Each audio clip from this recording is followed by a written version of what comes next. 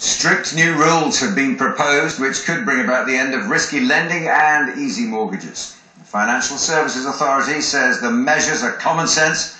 Others say it means thousands of people would no longer be able to buy their homes. Well, Sky's Tag Enright is at the news wall to explain more.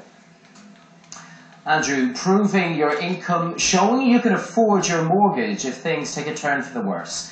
Many unfamiliar with the causes of the credit crisis will be amazed these rules are only now being written. But from 2013, so-called self-certification will be banned. Borrowers will be forced to verify their income to their lenders. And compulsory expenses such as council tax and childcare can no longer be ignored. There will be new stress tests to make sure borrowers can cope if interest rates rise. And while interest-only mortgages will still be available, applicants must show how they'll eventually repay the mortgage amount as well as the interest. The FSA hopes these changes will prevent a repeat of the housing bubble that's created a negative equity problem for 15% of those who took out mortgages between 2005 and 2010. More than 600,000 people who got mortgages before the credit crunch would not have qualified under these new rules, and many, like Melvin and Janet Hiles, wish they never had. We bought our property without a mortgage. A few years later, we had unfortunately a death in the family, which ended with us having to accommodate my stepson and his partner. We fell into financial difficulties because they couldn't afford to pay us anything towards their keep. So we had to look for a remortgage, and that was the biggest mistake we ever made in our lives.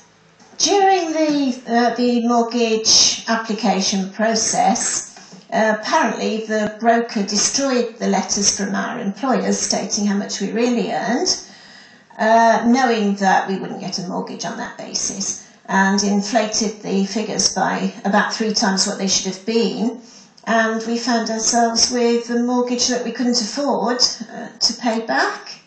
The pension which I get off the government, I'm afraid we have to use all of it to go towards the mortgage. At the end of each month, you've got this horrible feeling in your stomach as something is churning around inside you that you might not be able to afford the X amount of money that we have to pay back.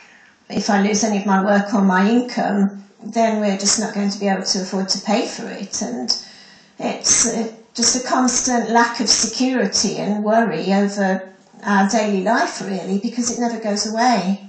Please, whatever happens, youngsters, learn from our mistakes. I don't want anybody else to suffer like we've been suffering for the last 3 years.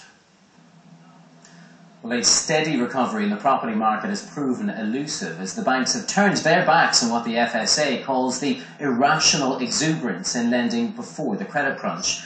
Halifax Bank estimates that prices have declined by 19% since their peak in August 2007. And although prices have rebounded since then, so far this year they've fallen again by just under 1.5%. Next year, Halifax expects them to remain broadly stable. The market needs buyers to access finance, but in future, when banks become more eager to lend again, the FSA hopes its new rules will create the conditions for more sustainable growth. We don't want to return back to the days of 120% lending. That will just cause another boom and bust situation. We just want reasonable and sympathetic lending to would-be first-time buyers and second-time buyers. Prior to the credit crunch, in some years, prices were going up by around 10% or so, and in some parts of the country much more than that. And in an ideal scenario, what you want for the housing market is for prices to actually move relatively slowly. If they go up quickly or go down quickly, that causes all sorts of problems to different people. So I think in that respect, these proposals are sensible.